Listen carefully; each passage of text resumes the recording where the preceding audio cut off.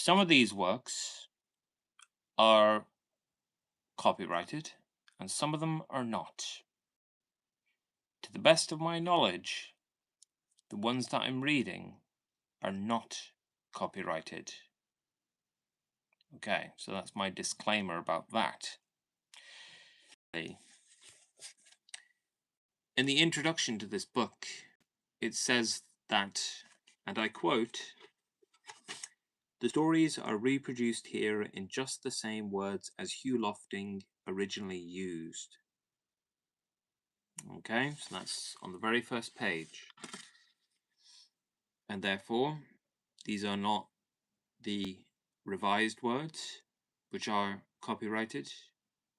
This is just a heavy disclaimer that I believe that I'm reading a non-copyrighted version. Okay. Now, another very important thing is that the original language can sometimes be offensive. So I am going to have to edit my speech in real time, carefully and quickly. And if I fail to do so, that just happens. But anyway, let's try. So this story is called Puddleby. Once upon a time, many years ago, when our grandfathers were little children, there was a doctor, and his name was Dolittle, John Dolittle, M.D. M.D. means that he was a proper doctor and knew a whole lot. He lived in a little town called Puddleby on the Marsh. All the folks, young and old, knew him well by sight, and whenever he walked down the street in his high hat, everyone would say, "There goes the doctor, he's a clever man," and the dogs and the children would all run up and follow behind him, and even the crows that lived in the church tower would caw and nod their heads. The house he lived in, on the edge of the town, was quite small, but his garden was very large, and had a wide lawn and stone seats, and weeping willows hanging over. His sister, Sarah Dolittle, was housekeeper for him, but the doctor looked after the garden himself. He was very fond of animals, and kept many kinds of pets. Besides the goldfish in the pond at the bottom of his garden, he had rabbits in the pantry, white mice in his piano, a squirrel in the linen closet, and a hedgehog in the cellar. He had a cow with a calf too, and an old lame horse, 25 years of age, and chickens and pigeons, and 2 lambs, and many other animals. But his favourite pets were Dab Dab the duck, Jip the dog, Gub Gub the baby pig, Polynesia the parrot, and the owl Tutu. His sister used to grumble about all these animals and said they made the house untidy. And one day, when an old lady with rheumatism came to see the doctor, she sat on the hedgehog, who was sleeping on the sofa, and never came to see him any more, but drove every Saturday all the way to Oxenthorpe, another town 10 miles off, to see a different doctor. Then his sister, Sarah Dolittle, came to him and said, "John, how can you expect sick people to come and see you when you keep all these animals in the house? It's a fine doctor would have his parlour full of hedgehogs and mice. That's the fourth personage these animals have driven away. Squire Jenkins and the parson say they wouldn't come near your house again, no matter how sick. We are getting poorer every day. If you go on like this, none of the best people will have you for a doctor." "But I like the animals better than the best people," said the doctor. "You are ridiculous," said his sister, and walked out of the room. So, as time went on, the doctor got more and more animals, and the people who came to see him got less and less, till at last he had no one left, except the cat's meat man, who didn't mind any kind of animals.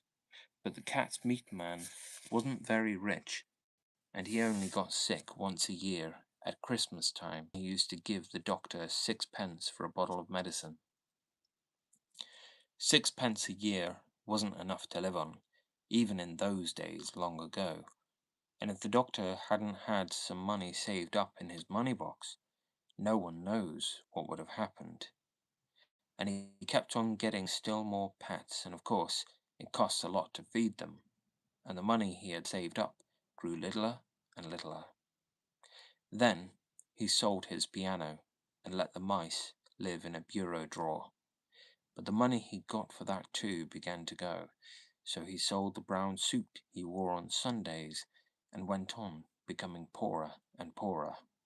And now, when he walked down the street in his high hat, people would say to one another, "There goes John Dolittle, M.D. There was a time when he was the best known doctor in the West Country. Look at him now. He hasn't any money and his stockings are full of holes." But the dogs and cats and the children still ran up and followed him through the town, the same as they had done when he was rich. Animal language. It happened one day that the doctor was sitting in his kitchen talking with the cat's meat man, who had come to see him with a stomachache. "Why don't you give up being a people's doctor and be an animal doctor?" asked the cat's meat man. The parrot, Polynesia, was sitting in the window looking out at the rain and singing a sailor song to herself. She stopped singing and started to listen. "You see, doctor," the cat's meat man went on, "you know all about animals, much more than what these here vets do. That book you wrote about cats, why, it's wonderful. I can't read or write myself, or maybe I'd write some books, but my wife, Theodosia, she's a scholar, she is, and she read your book to me. Well, it's wonderful, that's all can be said, wonderful. You might have been a cat yourself. You know the way they think. And listen, you can make a lot of money doctoring animals. Do you know that? You see, I'd send all the old women who had sick cats or dogs to you, and if they didn't get sick fast enough, I could put something in the meat I sell 'em to make 'em sick, see?" "Oh, no," said the doctor quickly. "You mustn't do that. That wouldn't be right." "Oh, I didn't mean real sick," answered the cat's meat man. "Just a little something to make them droopy like was what I had reference to. But as you say, maybe it ain't quite fair on the animals. But they'll get sick anyway, because the old women always give 'em too much to eat. And look, all the farmers round about who had lame horses and weak lambs, they'd come. Be an animal doctor."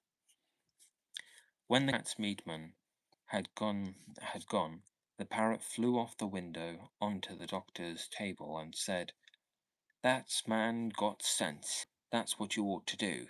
Be an animal doctor. Give the silly people up. If they haven't brains enough to see you're the best doctor in the world, take care of animals instead. They'll soon find it out. Be an animal doctor." "Oh, there are plenty of animal doctors," said John Dolittle, putting the flower pots outside on the window sill to get the rain. "Yes, there are plenty," said Polynesia, "but none of them are any good at all. Now listen, doctor, and I'll tell you something. Did you know that animals can talk?" "I knew that parrots can talk," said the doctor. "Oh, we parrots can talk in two languages, people's language and bird language," said Polynesia proudly. "If I say, 'Polly want a cracker,' you understand me. But hear this, kak ooey lila."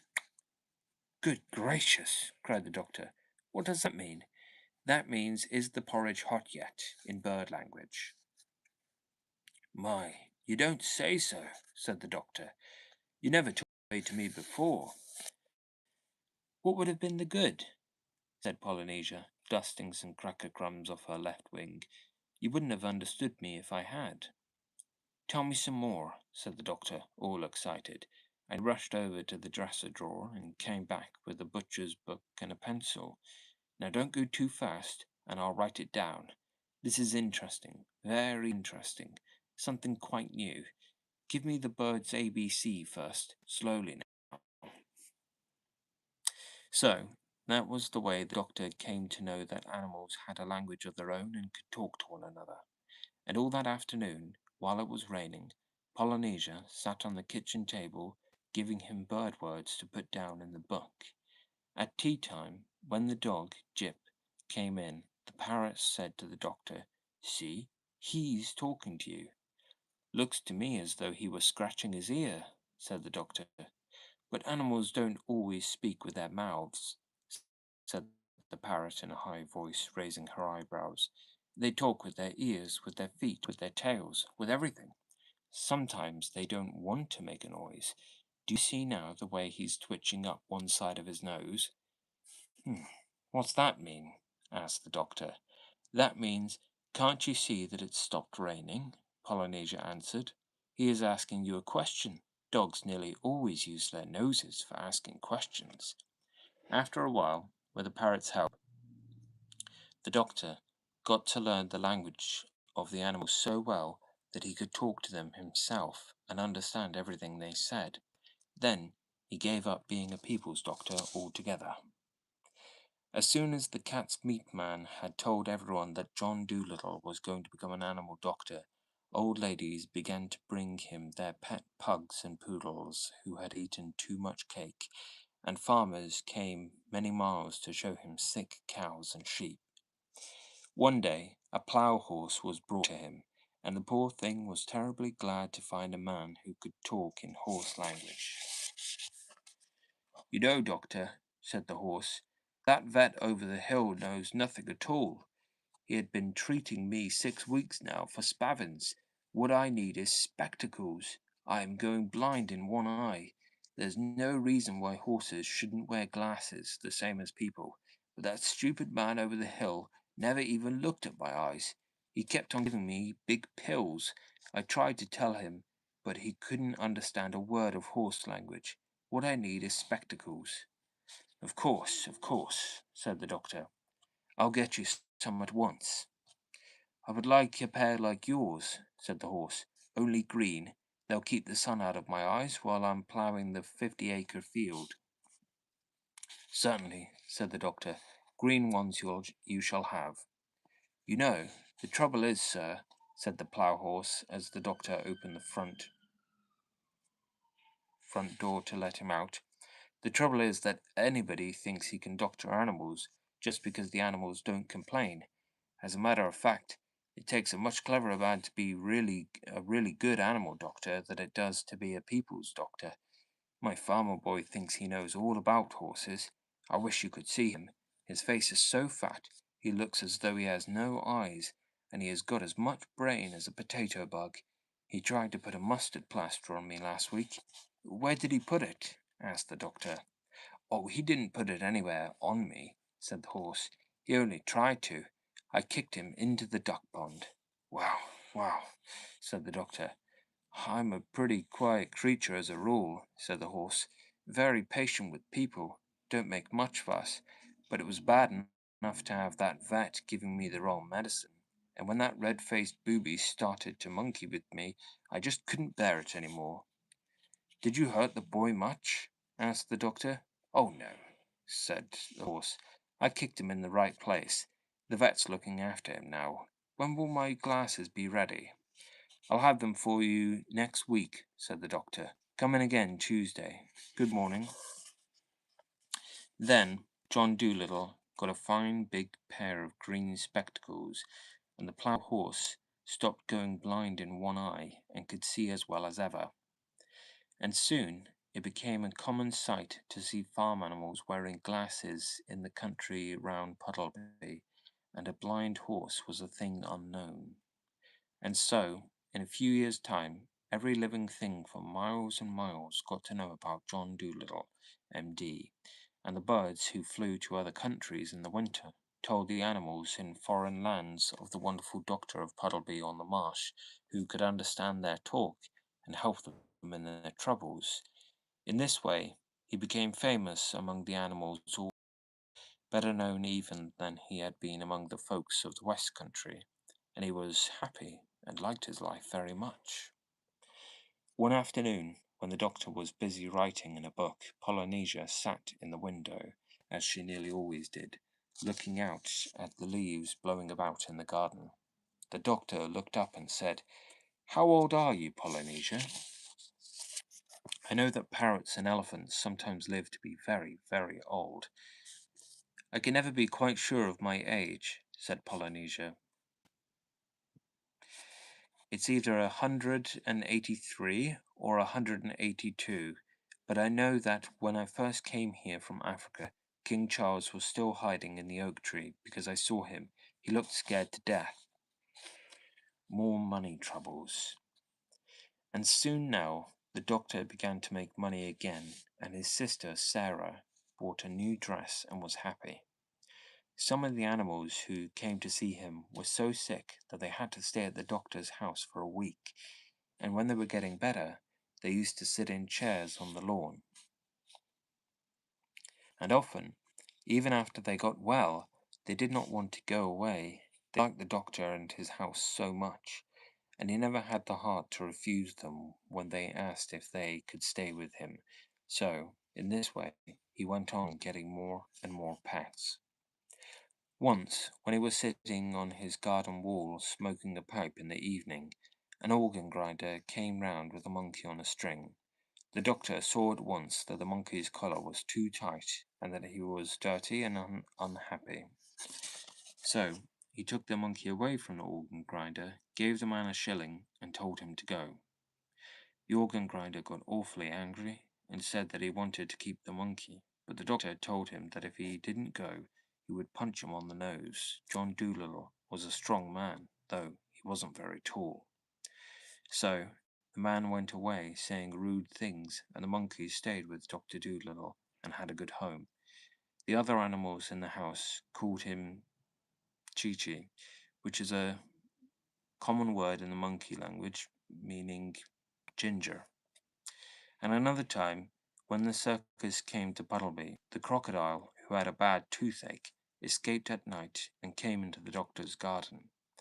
The doctor talked to him in crocodile language and took him into the house and made his tooth better.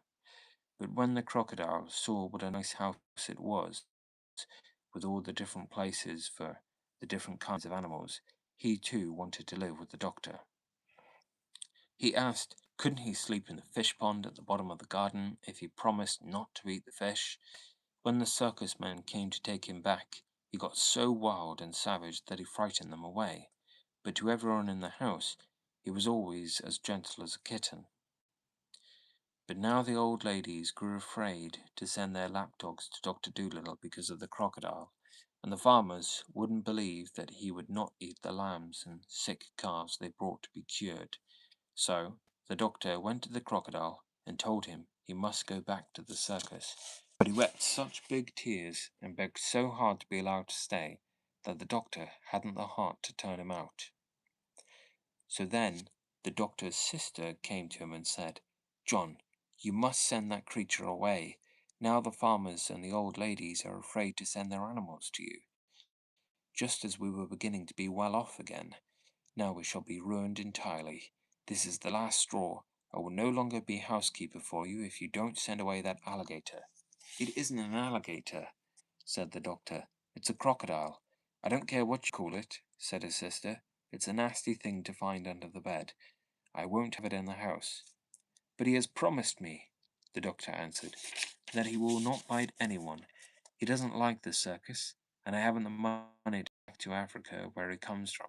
He minds his own business, and on the whole is very well behaved. Don't be so fussy."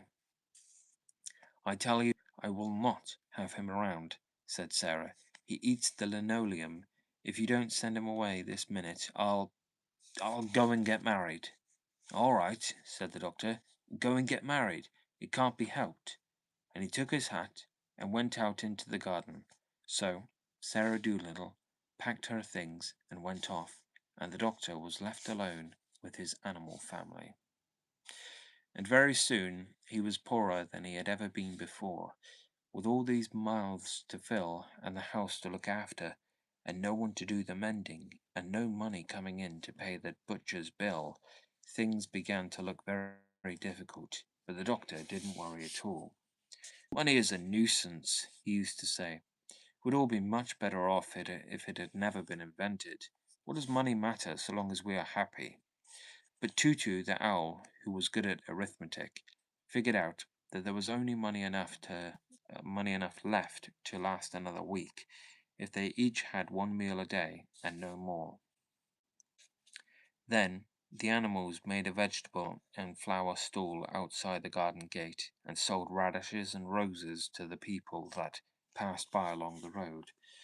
But still, they didn't seem to make enough money to pay all the bills, and still the doctor didn't worry. He didn't even worry when Chi-Chi the monkey came to him panting and badly out of breath. "Doctor," he cried, "I just had a message from a cousin of mine in Africa. There is a terrible sickness among the monkeys out there. They are all catching it, and they are dying in hundreds." "Dear me," said the doctor. "Then we shall just have to go to Africa." "But that takes money," said Dab Dab, who was always practical about such things. "Well, well," murmured the doctor. "Never mind. Perhaps if I go down to the seaside I shall be able to borrow a boat that will take us to Africa. I knew a seaman once who brought his baby to me with measles. Maybe he'll lend me his boat." The baby got well. So, early the next morning, the doctor went down to the seashore, and when he had came back, he told the animals it was all right. The sailor was going to lend them the boat. The sailor even borrowed enough food for them to stock the ship for the journey, and the doctor and his whole family went off to Africa. Although the ship was wrecked in a bad storm on the coast of Africa, they all got ashore safely. It didn't take Dr. Dolittle long to cure the monkeys of their sickness, and they were so grateful they wanted to give him a going away present. They asked Chi-Chi what the doctor would like. "Why not give him a rare animal?" suggested Chi-Chi. "He could then charge people to see it, and never have to be without money again." And the chief of the monkeys asked, "Have they an iguana over there?" "Yes, there is one in the London Zoo," replied Chi-Chi. And another asked, "Have they an okapi?" But Chi-Chi said, "Yes, in Belgium, where my organ grinder took me 5 years ago, they have an okapi in a big city they call Antwerp." And another asked, "Have they a push-me-pull-you?"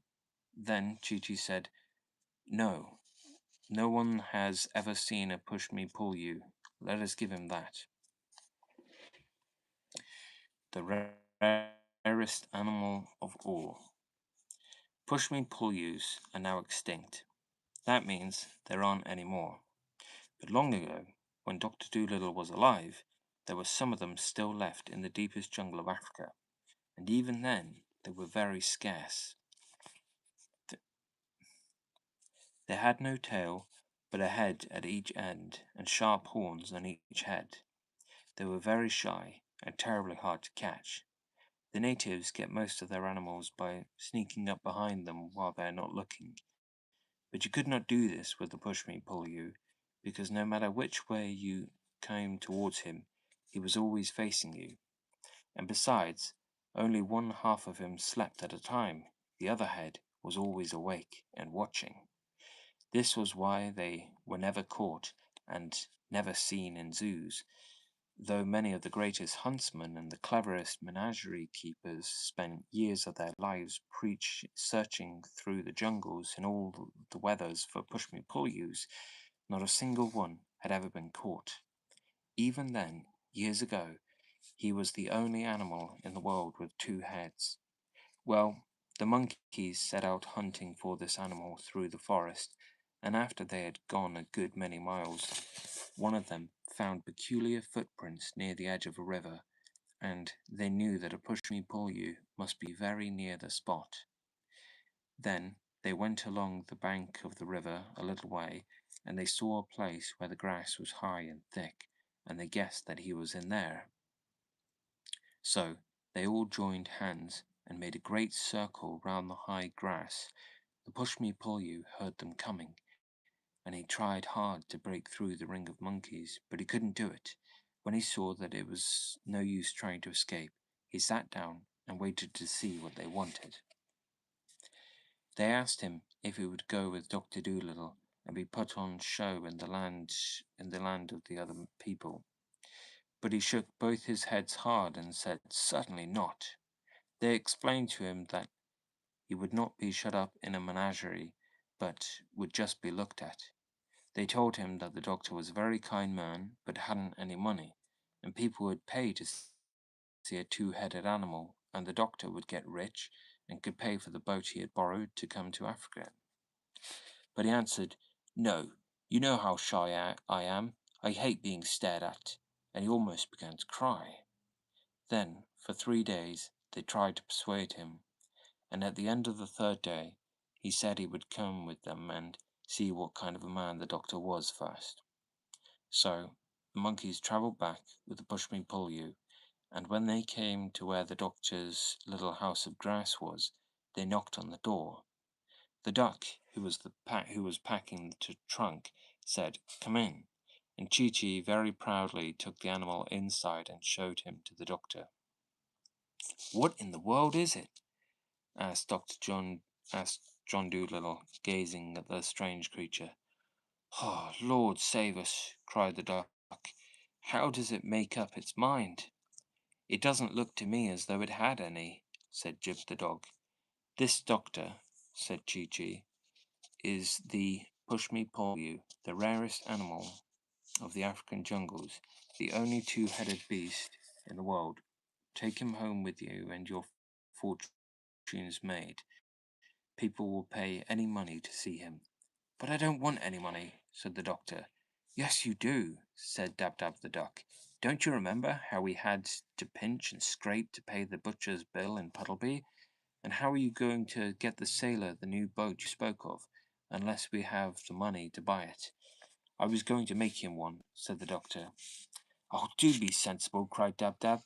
"Where would you get all the wood and the nails to make one with? And besides, what are we going to live on? We shall be poorer than ever when we get back. Chi-Chi's perfectly right. Take the funny-looking thing along. Do." "Well, perhaps there is something in what you say," murmured the doctor. "It certainly would make a nice new kind of pet. But does the, what do you call it, really want to go abroad?" "Yes, I'll go," said the push-me-pull-you, who saw at once from the doctor's face that he was a man to be trusted. "You have been so kind to the animals here, and the monkeys tell me that I am the only one who will do, but you must promise me that if I do not like it in the land that we are to go to, you will send me back." "Why, certainly, of course," said the doctor. "Excuse me, surely you are related to the deer family, are you not?" "Yes," said the push-me-pull-you, "to the Abyssinian gazelles and the Asiatic chamois on my mother's side. My father's great-grandfather was the last of the unicorns." "Most interesting," murmured the doctor, and he took a book out of the trunk which Dab Dab was packing, and began turning the pages. "Let us see if Buffon says anything." "I notice," said the duck, "that you only talk with one of your mouths. Can't the other head talk as well?" "Oh, yes," said the push-me-pull-you, "but I keep the other mouth for eating. Mostly, anyway. In that way, I can talk while I am eating without being rude. Our people have always been very polite." When the packing was finished, and everything was ready to start, the monkeys gave a grand party for the doctor, and all the animals of the jungle came, and they had pineapples, and mangoes, and honey, and all sorts of good things to eat and drink. After they had all finished eating, the doctor got up and said, "My friends, I am not clever at speaking long words after dinner, like some men, and I have just eaten many fruits and much honey, but I wish to tell you that I am very sad at leaving your beautiful country. Because I have things to do in the land that we are to go to, I must go. After I have gone, remember never to let the flies settle on your food before you eat it, and do not sleep on the ground when the rains are coming. I hope you will all live happily ever after." When the doctor stopped speaking and sat down, all the monkeys clapped their hands a long time and said to one another, "Let it be remembered always among our people that he sat and ate with us here under the trees, for surely he is a great man." And the grand gorilla, who had the strength of 7 horses in his hairy arms, rolled a great rock up to the head of the table and said, "This stone for all time shall mark the spot."